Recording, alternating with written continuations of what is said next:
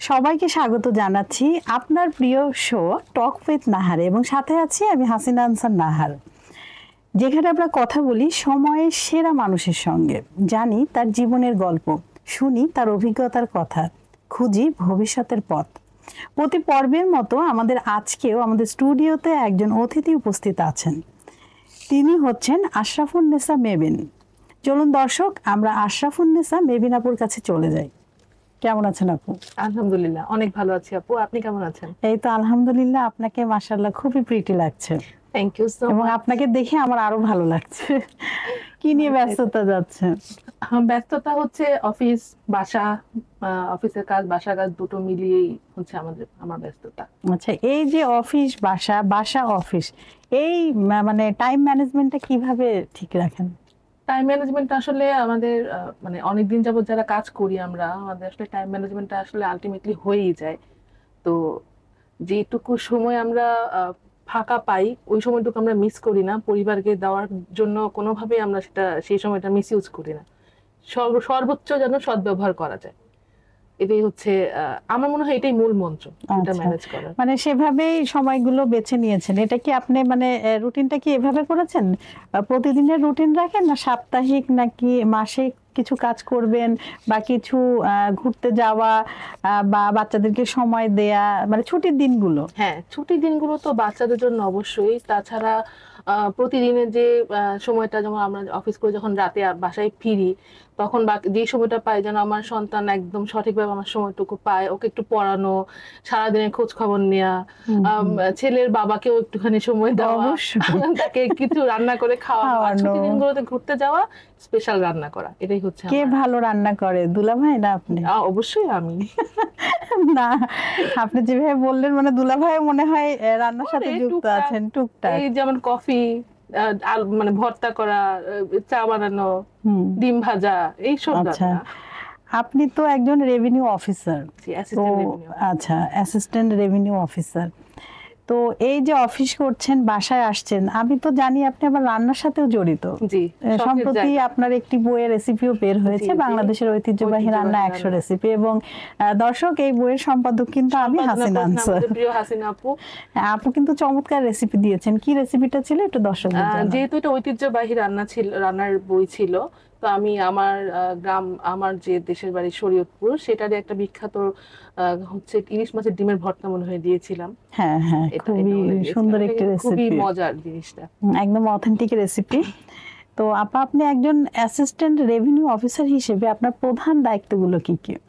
Assistant revenue officer হিসেবে প্রধান দায়িত্ব তো রেভিনিউ কালেকশন, অবশ্যই রাজস্ব আহরণ করা, যেটা হচ্ছে দেশের মূল চালিকা শক্তি যেখান থেকে আসে অর্থনীতির। আমাদের অর্থনীতি কিন্তু 70 থেকে 80% কিন্তু আমাদের এই রেভিনিউর উপর ডিপেন্ডেন্ট। তো এটা কালেকশন করাটাই হচ্ছে কাগজে কলমে এবং মূল দায়িত্ব। তার সাথে সচেতনতার কাজ, তদন্তের কাজ, যাচাইয়ের কাজ, অন্যান্য আনুষঙ্গিক অন্যান্য যে ধরনের কাজগুলো আছে সেগুলো। আচ্ছা, তো আপনি মানে অফিসার আছেন, অ্যাসিস্ট্যান্ট রেভিনিউ, আবার রান্নাতেও আসছেন, মানে এই অনুপ্রেরণা আপনাকে কে দিল? আচ্ছা, রান্নার অনুপ্রেরণা আমি বলবো যে আমার মায়ের আগেও আমার নানু। আমার নানু ছোটবেলায় রান্না করতাম, নানু বিভিন্ন রকমের পিঠা, তখন আমার কাছে খুব ভালো লাগতো, উনি রান্না করতো, আমি ওনার সাথে থাকতাম, দেখতাম অ্যাসিস্ট্যান্ট হিসেবে। তো আমার সেখান থেকে খুব একটা আগ্রহ জাগলো। তারপর যখন আমি কিছুটা ভালো, মানে আমার হাতে তো প্রথমে তো আম্মু আমাকে রান্না করতে দিত না, যখন 2, 3, 4 পড়ি, যখন 5, 6 উঠলাম তখন আমি টুকটাক রান্না বান্না করি, আম্মুর কাছ থেকে অনুমতি নিই, আম্মু আমি এটা বানাই ওটা বানাই, এই করতে করতে না আমার শেখা হয়ে গেছে। মানে রান্নার জগতে হচ্ছে অনুপ্রবেশটা মা এবং নানুর কাছ থেকে। বাহ, চমৎকার। আচ্ছা, এবার চলে যায় আপনার কর্মব্যস্ত জীবনে। রাজস্ব ব্যবস্থাপনায় বর্তমান চ্যালেঞ্জগুলো কি ধরনের? বর্তমান যে পরিস্থিতি, আসলে রাজস্ব ব্যবস্থাপনায় ভীষণ চ্যালেঞ্জের একটা ইস্যু। প্রথমত আমি বলবো যে বৈশ্বিক পরিস্থিতি, আমাদের রাজস্বের মধ্যে কিন্তু দেশের বাইরে থেকে যে আমদানি বা রপ্তানি, এটাও একটা ইম্পর্টেন্ট ইস্যু। দেশের ভেতরের যে থেকে আমরা যে ভ্যাট কালেকশন করি, এটাও একটা ইস্যু। বাইরের বলতে যেমন এখন ডলার বা অন্যান্য কিছু দাম বাড়তির কারণে আমাদের ইম্পোর্টটা অনেক সময় বাধাগ্রস্ত হয়, সেক্ষেত্রে আমাদের রাজস্ব একটু কমে যায়। আর দেশের ভিতরে যে আমাদের ভ্যাট রেভিনিউ বা ভ্যাটের যে কালেকশনটা, এটা হচ্ছে আমাদের বর্তমান ব্যবসায়িক পরিস্থিতি যদি খারাপ হয়, সেক্ষেত্রে আসলে জনগণ ভ্যাটের প্রতি একটু অনাগ্রহ, ভ্যাট প্রদানের, রাজস্ব প্রদানের অনাগ্রহ প্রকাশ করে। যে আমাদের নিজেদের ব্যবসায়ী তো ভালো চলছে না, আমরা কি সরকারকে ভ্যাট দেবো বা কি, এই ধরনের এটা একটা বড় চ্যালেঞ্জ। হ্যাঁ, প্রযুক্তি ব্যবহারে কর সংগ্রহ প্রক্রিয়ায় কি পরিবর্তন এসেছে? বর্তমানে তো এটা আমি বলবো হিউজ পরিবর্তন, কারণ এখন আমাদের বর্তমান সমাজটাই তো আমাদের যুগটাই তো এখন ডিজিটাল যুগ। তো ডিজিটালের মাধ্যমে কিভাবে আমাদের রাজস্ব আহরণ করা যায়, অনেকগুলো ব্যাপার আছে যেগুলো আমরা এখন অনলাইনে করি। যেমন আগে রিটার্নটা হাতে বা কাগজে কলমে দেওয়া হতো, এটা অনলাইন করা হয়েছে। যারা করে যারা রিটার্ন দিবে, ভ্যাটে যারা রিটার্ন দিবে, সবগুলোই কিন্তু এখন অনলাইনে দেওয়া সম্ভব। কোনো তথ্য আহরণের জন্য এখন হেঁটে অফিসে যাওয়ার প্রয়োজন পড়ে না। এখন হচ্ছে আমাদের ওয়েবসাইট আছে, তথ্য কেন্দ্র আছে, হ্যাঁ, কল সেন্টার আছে। আমরা আসলে বিভিন্ন ভাবে এই জিনিসগুলো আমরা ব্যবহার করছি এই জিনিসগুলোতে। আমাদের এখন অনলাইন ডিজিটালে অনেক প্রকল্পগুলো আমরা ডিজিটালে যেগুলো ইয়া করতেছি। আর মিডিয়া তো আমাদের সবসময় অনেক বড় একটা মানে সাহায্যকারী। অবশ্যই যে কোনো তথ্য আসলে খুব দ্রুত গতিতে জনগণের কাছে পৌঁছানোর জন্য মিডিয়া খুব ইম্পর্টেন্ট। অবশ্যই। আপনার কাজের সময় সবচেয়ে বেশি কোন ধরনের সমস্যা বা জটিলতার সম্মুখীন হন? এই চ্যালেঞ্জিং গুলোই আমার মনে হয় আমার কাজের জন্য জটিলতা। কারণ হচ্ছে আমাদের আসলে আমরা তো জনগণের সাথে সরাসরি আমাদের ব্যাপার মানে ভ্যাট আহরণের যে ব্যাপারটা বা রেভিনিউ আহরণের ব্যাপারটা, তো জনগণের সবার তো মন মানসিকতা একরকম না।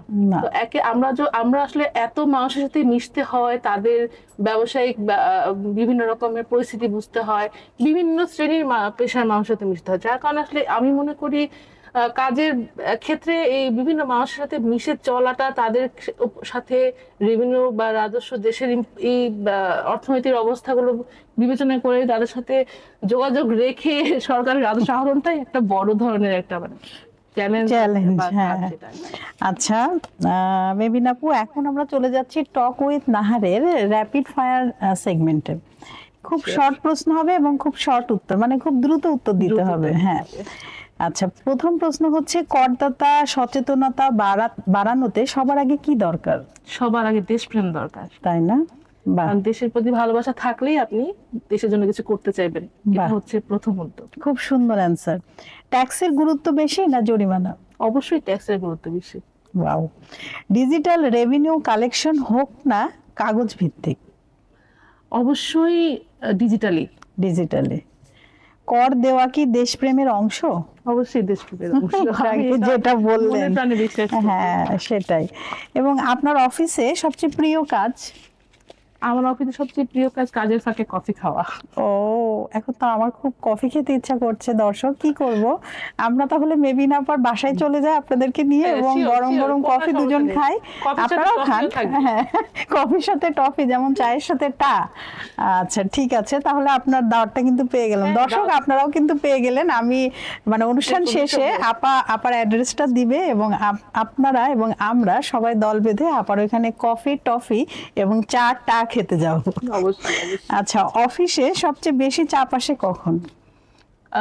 বাজেটের সময় এবং হচ্ছে রিটার্ন দাখিলের সময়। এই সময়টাতে আসলে অনেক মানুষের সমাগম হয়, কাজের প্রেশার থাকে, প্লাস হচ্ছে আমাদের একটা টার্গেট থাকে, রেভিনিউ এত আদায় করতে হবে। যে যেমন বাজেটে একটা আমাদের আগামী বছর অর্থ বছরে কি রকম আমরা রেভিনিউ করব, রাইট। এই সময়টা খুব বেশি ট্যাক্স আদায় না বেশি পরিষেবা? আসলে এখানে একটা বাছাই করা কঠিন, কারণ ট্যাক্স আদায়টা হবে পরিষেবাটা ভালো দেওয়ার পর। তো আমি বলবো যে ট্যাক্স আদায় এবং পরিষেবাটা পরিপূরক একে অন্যের। করদাতাদের সঙ্গে যোগাযোগে সবচেয়ে ভালো মাধ্যম কোনটি? করদাতাদের সাথে যোগাযোগের সবচেয়ে ভালো মাধ্যম হচ্ছে মিডিয়া। আমি মনে করবো যদি ম্যাস পিপলের সাথে আমরা যারা মানে যখন একসাথে অনেক মানুষকে যদি আমরা কোনো কিছু মানে যেটা আমরা প্রকাশ করতে চাই, জানাতে চাই, অবগত করতে চাই, সেক্ষেত্রে হচ্ছে মিডিয়া সবচেয়ে ইম্পর্টেন্ট। আর ওয়েবসাইট বা অন্যান্য ডিজিটাল যে মাধ্যম আছে সেগুলো তো আছেই। আচ্ছা, কর ফাঁকি রোধে সবচেয়ে কার্যকর পদ্ধতি কি? কর ফাঁকি রোধে প্রথম এবং র্যাপিড ফায়ারের উত্তর হলে শুধুমাত্র সচেতনতা। আর যদি বিশদভাবে বলেন, দর্শক আমরা একটু বিশদভাবে শুনি না। জনগণের সচেতনতা সবার প্রথম, এবং হচ্ছে এটা হচ্ছে সবচেয়ে বেশি ইম্পর্টেন্ট। তারপরে আমি বলবো হচ্ছে আমাদের সরকারের পক্ষ থেকে যে আমরা বিভিন্ন ধরনের যে উদ্যোগগুলো নেই, এটাও খুব কার্যকরী। আমাদের কর জাল যেটাকে আমরা বলি, যে আমাদের সব প্রতিষ্ঠান, সব মানুষ করের আওতায় আসবে, সবাইকে নিবন্ধনভুক্ত হতে হবে বা করদাতা হতে হবে, এটা একটা খুব গুরুত্বপূর্ণ ইস্যু। এছাড়াও আরো বলবো যে যারা কর দিচ্ছেন তাদেরকে সঠিক মূল্যায়ন করা, যে আমাদের সম্মানিত করদাতা, রেভিনিউ ব্যবসায়িক প্রতিষ্ঠান হলে তারা ভ্যাট দাতা, তো এই জিনিসগুলো স্বীকৃতি, এই সবকিছুই হচ্ছে আমাদের কর বা রেভিনিউ বাড়ানোর জন্য খুবই গুরুত্বপূর্ণ আমি মনে করি আর কি। বাহ, চমৎকার, আপনি খুব সুন্দর করে সবকিছু বললেন। আচ্ছা, এসবের পাশাপাশি তো আপনাকে আমি দেখি ফুড ফটোগ্রাফি করতে, এটা কোথা থেকে আসে? ভালোবাসার জায়গা, এটা হচ্ছে বিষয় একটু জানতে চাচ্ছি। এটা হচ্ছে আমার রান্নার থেকেই শুরু। তো প্রথমে যখন আমি রান্না করতাম, রান্নার খাবারটা পরিবেশন করার পর কিভাবে সুন্দর করে ছবি তুলবো, কারণ খাওয়ার পর তো সেটা শেষ, ছবি তুলে শুধু ওই সময়টা কি পাওয়া যায়? হ্যাঁ, ওই সময়টাকে আটকানোর ধরে রাখার একটাই মাধ্যম হচ্ছে ছবি তোলা, আলোকচিত্র। তো সেখান থেকে আমার দেখলাম যে ছবি তোলার প্রতি খুব ভালো লাগছে জিনিসটা, রান্নার চেয়েও ছবি তোলা মাঝে মাঝে ভালো লাগছে। তো ভাবলাম যে তাহলে আমি কিছু একটু নিজেকে একটু পরিশীলিত করি, আর একটু পরিমার্জন করি, একটু কোর্স করি, একটু পড়াশোনা করি। তো সেটা নিয়ে আমি একটু পড়াশোনা করলাম। একটু কোথায় করেছেন যদি দর্শকদের একটু বলেন, তারাও তো হেল্প পাবে। আমার এক আপু আছেন, উনি দেশের বাইরে থাকেন, তো ওনার কাছ থেকে, উনি হচ্ছে রোয়েনা মাহাজাবিন আপু, ওনার কাছ থেকে আমি একটা অনলাইনে কোর্স করেছি এবং ফটোগ্রাফির উপরে। উনি হচ্ছে বেসিক্যালি ফুড ফটোগ্রাফি বেসিক্যালি, আর স্টিল লাইফও বলা যায়। স্টিল লাইফ বলতে আসলে ফুড ফটোগ্রাফিটাও তো এক ধরনের স্টিল লাইফ, যেটা হচ্ছে মানে স্টিল লাইফ ফটোগ্রাফি বলি আমরা। তো ওইটাই আমি একটা বেসিক কোর্স করি। এটা অনলাইনে করেছেন? অনলাইনে করেছি। আর টুকটাক পড়াশোনা, ইউটিউব কোর্স, টিউটোরিয়াল তো আছে। আচ্ছা, মানে সকল অভিজ্ঞতা থেকে আপনি এত সুন্দর সুন্দর ফুড ফটোগ্রাফি করছেন। এবং দর্শক, আমার বইতে এবং অনেক সময় কিন্তু আমাদের বিভিন্ন পত্রিকাতেও আমি আপুর কাছ থেকে লেখা নিই, হচ্ছে ফুডের জন্য রেসিপি নিই। তো সেখানেও আমি দেখি আপু কিন্তু চমৎকার চমৎকার ছবি আমাদেরকে শেয়ার করেন। সে জায়গা থেকে আসলে আমিও আপুর মানে কি বলবো, এই ছবির পাগল বলতে গেলে, কারণ ওনার ছবিগুলো দেখতে যেমন মনে হয় কি একদম জীবন্ত। তো আপনারাও চাইলে কিন্তু আপু যার কথা বললেন বা অনলাইনে বিভিন্ন কোর্স আছে ফুড ফটোগ্রাফি, সেগুলো কিন্তু করে নিজেকে আরো সমৃদ্ধ করতে পারেন। আপনি মানে যে যার প্রফেশনে নিজেরাই কিন্তু অনলাইন থেকে অনেক কিছু জানা যায়। এখন তো আসলে অনলাইনেরই যুগ। তো আপা, আমাদের এই টক উইথ নাহারে এসে আপনার কেমন লাগলো? খারাপ লাগার কোনো অপশন নাই, খুবই ভালো লেগেছে। সবার প্রথমে বলতে চাই, আমার পাশে বসা হাসিন আনসার আপু আমার খুবই একজন প্রিয় মানুষ। তার সাথে অন্য সময় যে কথা বলি বা চ্যাটিং করি সেটাই ভালো লাগে, আর আমি এখন সামনাসামনি কথা বলছি, তাও ক্যামেরার সামনে, খুবই ভালো লাগছে। আসলে এটা গল্পের মতোই মনে হয়েছে আমার কাছে, আড্ডার মতো। হ্যাঁ, টক উইথ নাহার আসলে আড্ডার মতোই। এখান থেকে আমরা অনেক ধরনের কথা, অনেক ধরনের টক করি, যেটা আপনাদেরও কাজে লাগবে এবং যিনি এসেছেন তিনিও তার মনের কথাগুলো আপনাদের সাথে শেয়ার করতে পারেন। Sharing is caring. অবশ্যই, শেয়ারের বিকল্প কিচ্ছু নেই। তো আপু, অনেক ধন্যবাদ, আপনি আপনার মূল্যবান সময় থেকে সময় বের করে আমাদের টক উইথ নাহারে এসেছেন। আপনার জীবন, আপনার সংগ্রাম এবং আপনার এই যে ছোট ছোট স্বপ্ন, এগুলো সত্যি আমাদের হৃদয় ছুঁয়ে গিয়েছে। অনেক ধন্যবাদ। আবারও নতুন কোনো আয়োজনে আপনার সাথে আমাদের দেখা হবে ইনশাআল্লাহ। অনেক অনেক ধন্যবাদ। আপনাকেও ধন্যবাদ। এবং দর্শকের উদ্দেশ্যে কিছু বলুন। দর্শকদের উদ্দেশ্যে বলবো যে আমরা আমাদের মূল কাজের সাথে যদি কিছু সৃষ্টিশীল কাজ করতে পারি, সেটা কিন্তু আমাদের মনের জন্য খুব গুরুত্বপূর্ণ। আমাদের মনের খোরাক, মনেরও তো খাবারের প্রয়োজন আছে।